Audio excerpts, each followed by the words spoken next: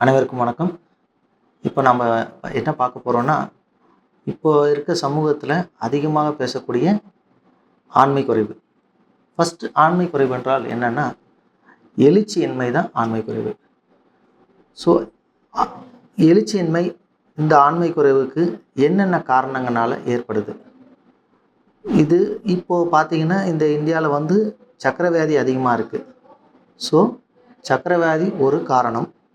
அடுத்தது ஸ்மோக்கிங்னால இந்த ஆண்மை குறைவு ஏற்படும். மன அழுத்தம், ஏதாவது ஒரு சிந்தனைகள் இருக்கும்போது மூளையிலேருந்து அந்த சுரபிகள், அதாவது நமக்கு தேவையான ஹார்மோன்ஸ் முக்கியமான சொல்லுவாங்க, ஹாப்பி ஹார்மோன்ஸ்ன்ட்டு. ஸோ அந்த ஹார்மோன் குறைபாடுனால கூட இந்த டோப்பமைன் குறைஞ்சாலோ இந்த ப்ராப்ளம்ஸ் ஏற்படும். அடுத்தது இடுப்பில் அடிபட்டு இடுப்புலேருந்து சிக்னல் போகக்கூடிய அந்த நரம்புகளுக்கு, அந்த உறுப்புக்கு போக வேண்டிய இரத்த ஓட்டமோ அந்த சிக்னல் போகலைன்னா கூட இந்த எழுச்சியின்மை ஆண்மை குறைவு ஏற்படும். ஸோ இதுக்கெல்லாம் டயபெட்டிக்ஸ் இருக்கவங்களுக்கு இது ஒன்றும் பயப்பட தேவையில்லை. இப்போல்லாம் ஏகப்பட்ட டெக்னாலஜி வந்திருக்கு.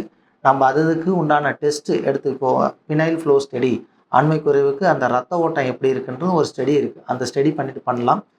அது ப்ராப்ளமாக இருந்தால் அதுக்குண்டான மருந்துகள் இருக்குது, சிகிச்சை இருக்குது. இந்த எழுச்சியின்மைக்கு சுரபிகள், ஆண் தன்மை கூட சுரபிகள் குறைவாக இருக்குன்னா அதுக்கும் டெஸ்ட் எடுத்து அதுக்கும் மருந்துகள் கொடுத்து ரெடி பண்ணிக்கலாம். சர்க்கரை வியாதிக்கு ரத்த ஓட்டத்துக்கு நம்ம ரத்த ஓட்ட டெஸ்ட் எடுக்கிறோம். ஆனால் இந்த மன அழுத்தத்துக்கு பார்த்திங்கன்னா அதுக்கு நம்ம தியானம் பண்ணி இதை பற்றியே நினைக்கக்கூடாது.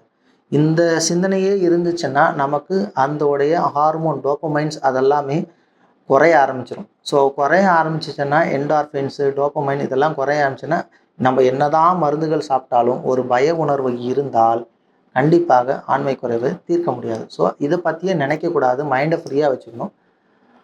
நெக்ஸ்ட்டு பார்த்திங்கன்னா, நம்ம ஒருத்தருக்கு நார்மலாக இருக்கா இல்லையா, நமக்கு ஆண்மை குறைவு இருக்கா இல்லைன்னா அவங்களே இயற்கை என்னென்னா காலையில் நேரத்தில் தூங்கி எழும்போது எழுச்சி இருந்துச்சுன்னா அவங்களுக்கு ஆண்மை குறைவு இல்லை, நல்லா இருக்காங்க. அதுக்காக 7 நாளும் எழுச்சி இருக்கணுன்ட்டு இல்லை, வாரத்தில் ஒரு நாள் அந்த தூக்கத்தில் அந்த எழுச்சி இருந்தாவே அவங்களுக்கு ஆண்மை குறைவு இல்லை, தே ஆர் நார்மல்.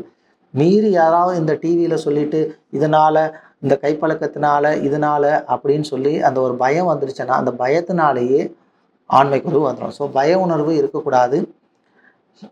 ஆல்கஹாலோ ஸ்மோக்கிங்கோ பண்ணக்கூடாது. இதெல்லாம் இந்த ஸ்மோக்கிங் எல்லாம் பண்ண நிக்கோட்டின் படிஞ்சு அந்த ரத்த ஓட்டம் குறைபாடு ஆகும். அடுத்தது ஆல்கஹால் எடுக்க மூளையில் இருக்க அந்த சிக்னல்ஸ் குறைபாடுனால ஆண்மைக்குறைவு உண்டாகும். ஸோ இது ஒரு காரணம். இடுப்பில் அடிபட்டு அதனால் கூட ஆண்மைக்குறைவு வரும்.